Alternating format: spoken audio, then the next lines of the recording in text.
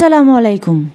আশা করি সবাই ভালো আছেন। যে যেখান থেকে দেখতেছেন একটা লাইক দিবেন আর চ্যানেলটাকে সাবস্ক্রাইব করে দিবেন। আমি সবসময় এই সমস্ত ভিডিওতে আমি চ্যানেল সাবস্ক্রাইব করতে বলি আর লাইক দিতে বলি, কারণ দরকার হয়। আচ্ছা, যাই হোক, আমার আজকের ভিডিওটা একটু গুরুত্বপূর্ণ ভিডিও। জানি না কার কাছে কীরকম ভালো লাগবে, কত ভিউজ হবে, কত হাজার ভিউজ হবে, কত ঘন্টা এভারেজে কত ঘন্টা কে দেখবে সেটা আমি জানি না। আমি সবসময় যদি কোনো একটা কাজ করি তাহলে সেটা আমি সঠিক নিয়তে আমার মন ফ্রেশ রেখেই কিন্তু কাজ করি, বা এখন পর্যন্ত করে যাচ্ছি। স্টিল নাও এখনও এই যে আজকের যে ভিডিওটা বানাইতেছি, এখনও আমি কারো কাছ থেকে কোনো বেনিফিটের আশা করি না। তো যাই হোক, আমি আজকে আপনাদেরকে বলি, একটু পিছনের দিকে যাই। কিছুদিন আগে মরিয়মকে নিয়ে যখন গেছিল, পাবনাতে গেছিল সাবিনা, সেই সময় তানজিলার ঘর পরিষ্কার করার সময় তিশা তার পায়ের কাছে কোরআন শরীফ রাখছিল। তো সেই কোরআন শরীফটা বাপ্পি দারাজ থেকে অর্ডার করছিল, যেহেতু যখন খুইলা দেখছে যে ওইটা কোরআন শরীফ, সেই কোরআন শরীফটা সে পায়ের কাছে রাখছে। মূলত তার মাথার উপরে টেবিল আসছিল, তার টেবিলটা তার মাথার থেকেও মনে হয় 1 বিঘা এরকম উঁচা হবে। আমরা সাধারণত কোরআন শরীফ কোথায় রাখি?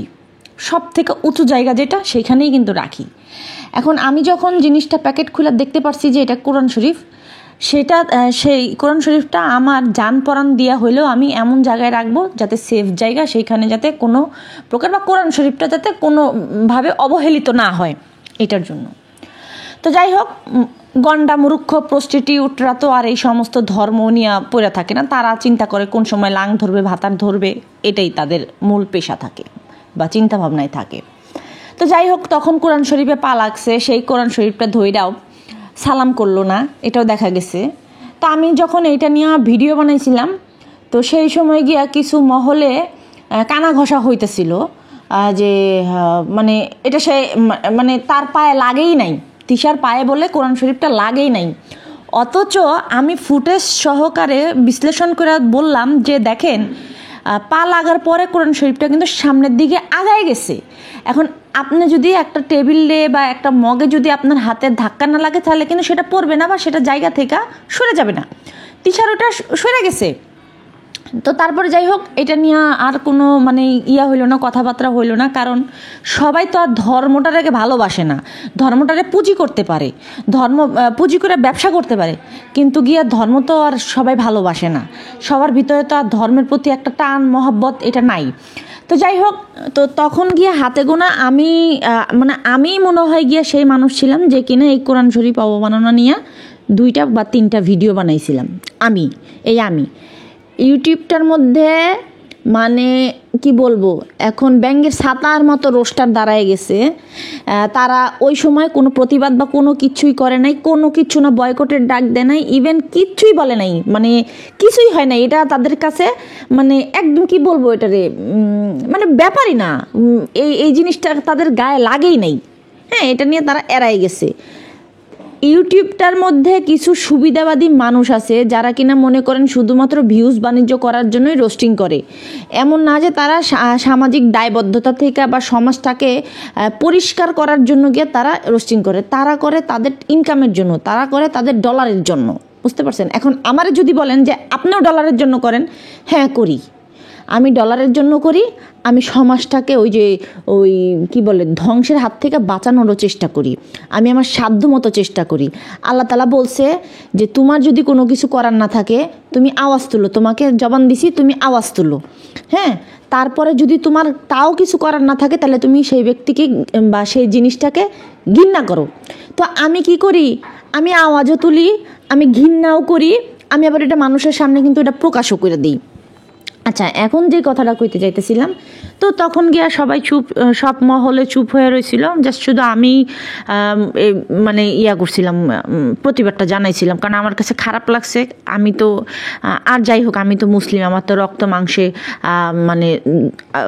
মুসলিম দেওয়া, বা আমার ধর্মটা তো মনে করেন যে শান্তির ধর্ম।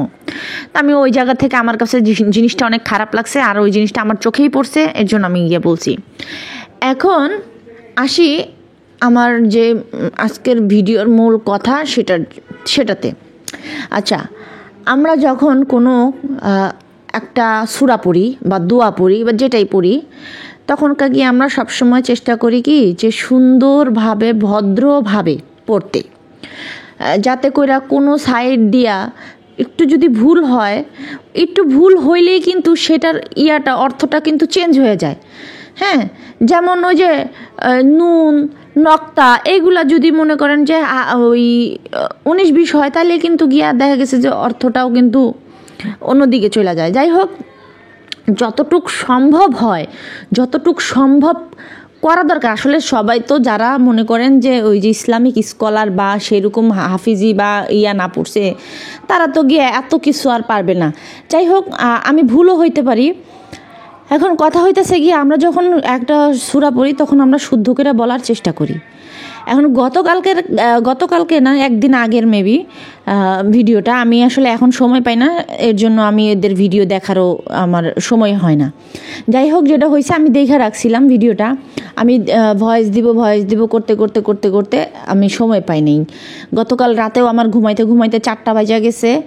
অলরেডি একটা ভিডিও অর্ধেক আমি বানায়া ফালাই রাখছি, কারণ আমার কাছে মনে হয়েছে এই জিনিসটা বা এই কথাটা বলা গুরুত্ব, এর জন্য গিয়ে আমি এখন আবার নতুন করে আবার একটা ভিডিও বানাইতে বসলাম। আচ্ছা, তো যেটা কইতেছিলাম, তো তিশাদের গোষ্ঠীর মধ্যে, মানে বাদ্যানীদের গোষ্ঠীর মধ্যে কেউ কিন্তু সেরকম ধরনের আহামরি শিক্ষিত না, বা এমন না যে তারা কোনো জায়গা থেকে হাফিজি পড়ছে বা তারা ইসলাম সম্পর্কে তাদের ভালো নলেজ আছে, জ্ঞান আছে, বা একটা সূরা তারা ঠিকমতো উচ্চারণ করে বলতে পারে না। কিন্তু তো গতকালকে তিশা কী করছে, একদিন আগের যেহেতু ভিডিওটা, গতকালকে তিশা কী করছে, কালেমা পাঠ করলাম সবাই নিয়ে, এরকম একটা ভিডিও তিশা প্রকাশ করছে। তো প্রথম কথা হইতেছে গিয়া, তোর কালেমা পাঠ করার মতো এখানে কি হয়েছে? কিছু হয়েছে? তোর বাপে মরছে, তোর মা মরছে, না 14 গোষ্ঠী মিলা হিন্দু আসিলি কালকে মুসলমান হয়েছিস? কোনটা? এমন তো কোনো কিছু না। তোরা বলে আগাগোড়া মুসলমান, তা আগাগোড়া মুসলমান হইলে ভালো কথা। কালকের ভিডিওতে গোষ্ঠী শুদ্ধা কালেমা পাঠ কইরা কি বুঝাইতে চাইলো, মানে কি বুঝাইলো? লাস্ট মোমেন্টে তিশা কইতেছে কি যে আমি বেশি কিছু কব না, যে আমরা মুসলমান নাকি, কি জানে মুসলমান, আর এই ঘরে মুসলমানদের ঘরে ছোটোবেলা থেকে কালিমা পড়ে। হ্যাঁ, কালিমা পারে, মানে আর কিছু বলতে চাইলাম না। আচ্ছা, প্রথম কথা হইতেছে, আমার টপিকটাই শেষ হয় না ইয়া। তো ও যে এই কথাগুলো কইলো যে ও মুসলমান, ও নিজেরা মুসলমান যদি ভাইবেই থাকতো, মুসলমান যদি ও নিজেরে মানে ও যদি প্রকৃতপক্ষে মুসলমানই হইতো, তাহলে ও যে যেদিনকার গিয়া কোরআন শরীফের মধ্যে পা লাগছিল, সেটার জন্য যখন গিয়া রোস্টিং হইতেছিল বা যখন এটা নিয়ে যখন প্রতিবাদমূলক ভিডিও হয়েছিল, ও তবে আয়সা গিয়ে কিন্তু মাপ চাইতে পারতো বা ভুল স্বীকার করতে পারতো, করে নাই। ইভেন সে গিয়া নিজে ওই কোরআন শরীফটাকে সালাম পর্যন্ত করে নাই বা কোনো কিছুই করে নাই, গেল এটা। এখন গতকালকের যেই ভিডিও, সেইখানে গিয়া সে মানে তুই একটা জিনিস ফাতরামি, সব জিনিস নিয়ে তোর ফাতরামি কেন ঠাপাইতে হইব? সব জিনিস নিয়ে তোর লেমগিরি কিলিগা করতে হইব? কিসের জন্য তোর সব জানতা শামশের হইতে হইব? কালকে সবাইরে যখন গিয়ে ঘর শুদ্ধা সবাইরে যখন কালিমা পাঠ করাইতেছে, প্রত্যেকটা মানুষ প্রথম কথা গিয়া বিসমিল্লা বলে নেই। আমরা শুরুতেই বিসমিল্লা বলি, যে কোনো সূরা বলি বা দোয়া বলি, যে কোনো কিছু পাঠ করার আগে বিসমিল্লা বলে নিতে হয়, বলে নেই।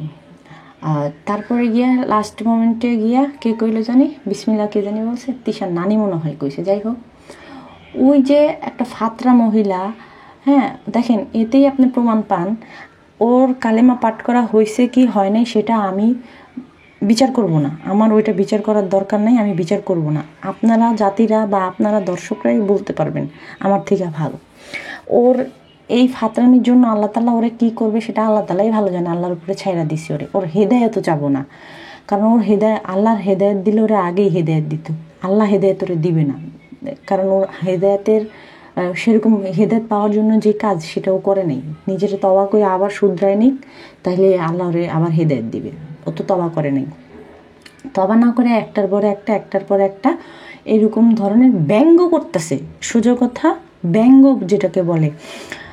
কালকে ও যখন গিয়া কালিমা নিজে পাঠ করতেছে, যে সবাইরে পাঠ করার পর নিজে পড়তেছে, তুই সুন্দর করে বল, ভালো করে বল, ভদ্রতা করে বল, যেটা পইরা গিয়া মানে মানে কি বলে মুসলিম হয় বা শাহাদা পাঠ করা যেটাকে আমরা বলি, সেই শাহাদা পাঠ করবে যেটা আল্লাহর কালাম, সেই কালামটা নিয়ে ও ফাতরামি শুরু করছে। লাস্ট মোমেন্টে কইতেছে কি, আমরা যখন বলি সাল্লাল্লাহু আলাইহি ওয়াসাল্লাম, কারণ এটা রাসূলের সম্মানার্থে এটা বলতে হয়, হ্যাঁ, এই সাল্লাল্লাহু আলাইহি ওয়াসাল্লাম বলতে হয়। এখন ও সাল্লাল্লাহ কি জানি একটা বললো, তিশা কি জানি একটা উচ্চারণ করলো, এই উচ্চারণটা কি ওর হয়েছে? প্রথম কথা হয় নাই। দ্বিতীয়ত হইতেছে গিয়ে ও রাসূলকে করছে, কটাক্ষ বলতে গিয়ে কি রাসূলরে অসম্মান করছে। কারণ যেইখানে গিয়া বলা হচ্ছে যে রাসূল সাল্লাল্লাহু আলাইহি ওয়াসাল্লামের যখন নাম উচ্চারণ করবা বা কোনো দুরূদ পাঠ করবা, সেই সময় বা তারপরে সাল্লাল্লাহু আলাইহি ওয়াসাল্লাম বলতে হবে সুন্দরভাবে। এখন তিশার যে উচ্চারণটা ছিল ওইটা কি শুদ্ধ ছিল? শুদ্ধ ছিল না, কিন্তু ওইটা একদম অশুদ্ধ ছিল। ও কি পাঠ করছে না করছে সেটা আমি বলতে দেবো না, কিন্তু ও যে শেষ মোমেন্টে গিয়া যখন বলতেছিল যে সাল্লাল্লাহু আলাইহি ওয়াসাল্লাম, আমি তো তাও আপনাদেরকে বলতেছি, কিন্তু ওর ওইটা উচ্চারণই হয় নাই। ও ডাইরেক্ট কথা ওইটা ব্যঙ্গ করছে, ও রাসূলরে ব্যঙ্গ করছে।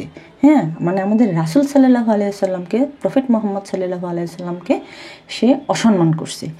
তাহলে আপনারা বলেন ওরে কি করা উচিত? ওরে তো জনসম্মুখে নামায়া ওরে মানে ওরে তো পাবলিকের গণধুলাই দিয়ে ওরে পিড়ে মাইরাও ফালানো দরকার। কারণ ও যেই কাজকর্মগুলো করছে, এই সামান্য এই জিনিসটা কি কারো চোখে পড়ে না? ইউটিউববাসী কারো চোখের মধ্যে কি পড়লো না যে এই মহিলা যে এরকমভাবে একটা ফাতরামি করতেছে, আকিকা নিয়েও ফাতরামি করতেছে, এরা করুক, মানে করছে এরা ওরা তো আকিকা দেয় নাই, এটা তো ওরা কোনো আকিকা মধ্যেই পড়ে না। এই আকিকা মানুষ কিভাবে দেয়, আর ওরা কিভাবে দেয়? যারা কিনা ঠিকমতো আকিকাই বলতে পারে না। আকিদা কি? আকিদা এক জিনিস, আকিকা এক জিনিস, তাই না? তারপরে আবার গিয়া কালেমা তাইবা এক জিনিস, কালেমা শাহাদাত এক জিনিস, দুইটা কিন্তু আলাদা, মানে এগুলো কিন্তু আলাদা।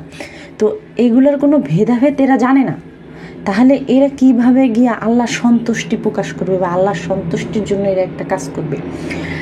এরা এসে খাইতে আকিকা কি 14 গোষ্ঠী মিলা খায় না? আকিকা গিয়া মানুষে দিয়ে দেয়। আমার নিজের কাজিনের যখন গিয়ে আকিকা করানো হয়েছে, তখন গিয়ে কোনো কিছুর বিনিময়ে কিন্তু হয় নাই। আর সবথেকে বড় কথা হচ্ছে গিয়ে যে গ্রামের মানে সবাইরে ঢালাওভাবে খাওয়ানো হয়েছে এখানে। আর সেই সময় যদি কোনো কিছু কেউ নিয়ে গেছে, কোনো গিফট দিতে চাইছে, আমার কাকা নেয় নেই, সোজা কথা নেয় নেই যে না আমি নিব না, এইটা কেউই করো না, আমি নিব না, আমি আল্লাহর হস্তে খাওয়াইছি, আল্লাহরে খুশি করার জন্য আমি এই করছি, আকিকার আয়োজন করছি, তোমরা খালি দোয়া করো, এটাই অনেক কিছু। আমার চাচা এরকমভাবে বলছে। আর সেইখানে এই হাপাইত্যার গোষ্ঠী, আর সব থেকে মজার কথা কি জানেন, কোনো আত্মীয় স্বজন কিন্তু ওই আলাদা রুমে বসে খায় নাই, যে আলাদা রুমে বসে খাইছে তাদেরকে আলাদা আপ্যায়ন করছে, এটা করে নাই। হ্যাঁ, ওই যে গ্রামের মানুষ যেরকমভাবে খায় গেছে ঢালাওভাবে, ওই যে উঠানের মধ্যে যে কয় না, মজলিস বসে না, যেরকম মানে সিরিয়ালে চট বিছায়া যে খাওয়ায়, সেরকমভাবে। কারণ এত একটা গ্রামে তো আর কম সম মানুষ থাকে না, তো সেই মানুষগুলারে তো আর চেয়ার টেবিল দিয়ে আইনা খাওয়ানো সম্ভব না। তো যাই হোক, ওই যে দূর দূরান্ত থেকে যত আত্মীয় স্বজন আসছে না কেন, তারাও কিন্তু ওই তাদের সাথে মজলিস বাড়ির মতো কিন্তু সামিল হয়েছে। 10 জন যেরকম খাইছে, আত্মীয় স্বজন রিলেটিভ তারাও সেরকমভাবে খাইছে। কারণ এইখানে ফুটানি করার মতো কোনো বিষয় না, এটা কোনো বিয়ে বাড়ি না, এটা কোনো না যে নাচানাচি, হ্যাঁ আমি ছোট হব, এটা হবো, সেটা না। তো এরকমভাবে আমরা আসলে আকিকার আয়োজন করছিলাম। তো যাই হোক, আর এইখানে বাদ্যানীদের আকিকার অবস্থা যদি আপনারা দেখেন, তাহলে এদেরকে দেখলেই বোঝা যায় যে এরা গিয়া খাইতেই আসছে, এরা আকিকা করতে আসে নাই। তো যাই হোক, এত কথা না বলি, এখন ওরা যে আকিকা নিয়ে ফাতরামি করছে, এটা আপনারা দেখছেন। সব কিছু নিয়ে ফাতরামি করতে করতে করতে করতে এখন গিয়ে তারা শুরু করছে গিয়া আমাদের কালেমানিয়া ফাতরামি প্লাস গিয়া আমাদের প্রফেট মোহাম্মদ সাল্লাল্লাহু আলাইহি সাল্লামকে অসম্মান করা। এত সাহস, এত দুঃসাহস ওরা কোত্থেকে পায়? এই সাহস ওদেরকে কে দিছে? হয় কোনো এজেন্ট বাস্তবায়ন করতেছে, হয় কোনো এজেন্টের দালালি করতেছে, হয় কারো কোনো এজেন্টের মাধ্যমে টাকা খাইছে যে এরকমভাবে মানে ইয়া করবো। আপনারা তো জানেনই এখন বর্তমান সমাজে কি শুরু হইতেছে, ওই যে কারা কারা জানি টাকা দিয়ে ধর্ম ত্যাগ করায়, এটা নিয়ে অনেক ইয়া হইতেছে। মানে যে যত বেশি নাস্তিকতা করতে পারবো সে তত গিয়ে বেনিফিট পাবে, সে তত গিয়ে অন্য মহল থেকে টাকা পয়সা পাবে, এরকম কিছু। এখন কথা হইতেছে গিয়ে আমাদের মুসলিম সমাজে বা আমাদের মুসলিম কান্ট্রিতে থাইকা যদি এইরকম সামান্য কিছুদিন আগে মানে এটা আমি সামান্য বলতেছি কেন, সরি, সে কিছুদিন আগে যখন আমাদের প্রফেট মোহাম্মদ সাল্লাল্লাহু আলাইহি সাল্লামকে নোংরা গালি দিছিল, সেই সময় মানুষ কি করছিল আপনারা কিন্তু দেখছেন। কিছুদিন আগে ওই নর্থ সাউথ বিশ্ববিদ্যালয়ের একটা ছেলে, হিন্দু ছেলে, আমাদের কোরআন শরীফ অবমাননা করছিল, দেখে ওর কি অবস্থাটা করছিল আপনারা কিন্তু সবাই দেখছেন, সেটা সোশ্যাল মিডিয়া পুরো গরম হয়ে গেছিল। তো আজকে যখন তিশাদের মতো প্রস্টিটিউট মহিলা এইগুলা করতেছে, এখন আপনাদের মানে দর্শকদের চেতনা কোথায় গেল? আমরা বিশেষ করে যখন কোনো বাজেভাবে কোনো কথা বলি, তখন গিয়া হাদিস কোরআন দিয়া বিশেষ করে আমারে বুঝাইতে আসেন, আমাকে জ্ঞান দেন, হাদিসের জ্ঞান দেন, তারপরে আরও অনেক কিছু জ্ঞান দেন, কি করা যাবে কি করা যাবে না সেগুলোর জ্ঞান দেন। আজকে আপনারা যে সমস্ত মানুষেরা জ্ঞান দেন, আপনাদের যাদের খারাপ লাগে, কষ্ট লাগে, সেই সমস্ত মানুষেরা আজকে কোথায়? তিশা যে গত একদিন আগে যেরকমভাবে কোরআন শরীফ আল্লাহর কালাম বলেন বা কালিমা বলেন, তারপরে গিয়া আমাদের নবীকে অসম্মান করার মতো দুঃসাহস তিশার মতো একটা প্রস্টিটিউট যখন করে, তখন আপনাদের সুশীল সমাজের মানুষেরা কোথায় আছেন বা কোথায় গেছেন গা, যে এখন পর্যন্ত আপনারা আওয়াজ তুলতে পারেন নাই? কোথায় আপনারা? তো আমরা কি ধরে নিব যে আসলে আপনারা যতটুকু ইয়া করেন, মানে যতটুকু আপনারা দেখেন শুধু উপরে গিয়ে দেখান, বা কোনো মানুষ যদি এদের মানে ইয়াতে কথা বলে, বিপক্ষে কথা বলে, তাদের গিয়ে আপনারা গলা চিপা ধরবেন, এরকম কিছু? কোথায়? আপনারা তো আর কোনো মানুষের গিয়ে গলা চিপা ধরতেছেন না। আপনাদের কি এখন এটা নৈতিক দায়িত্বের মধ্যে পড়ে নাই যে তিশা যে এত বড় একটা কাজ করছে, সেই কাজটার জন্য তিশারে পানিশমেন্ট দেওয়া দরকার? সেই সাথে যারা গিয়ে তিশার এই ধরনের কর্মকাণ্ড তুলে ধরে নাই, তাদেরকে গিয়ে কিছু বলার আপনাদেরকে এটা উচিত ছিল না? আপনারা করছেন। আমি যদি আবার আগের মতো রেগুলার হইতাম বা অ্যাক্টিভ হইতাম, এটা নিয়ে তো আমি 4-5টা ভিডিও বানাইতে পারতাম। আমি এখন আগের মতো অ্যাক্টিভ না, আমার মনে হয় না যে আমি সহজে অ্যাক্টিভ হইতে পারবো। আমার থাকে না, মানুষের কিছু দায়বদ্ধতা, মানুষের কিছু ব্যস্ততা থাকতেই পারে। আর ওই কথায় বলে না যে আপনার যদি 5টা সন্তান থাকে, তাহলে আপনি কিন্তু 5টা সন্তানরে এককভাবে কিন্তু আপনি কিন্তু 5টা সন্তানের সময় দিতে পারবেন না। কারো একটু বেশি দিবেন, কারো একটু কম দিবেন, এটাই কিন্তু হয়। আমার ক্ষেত্রেও সেম জিনিসটাই হয়েছে।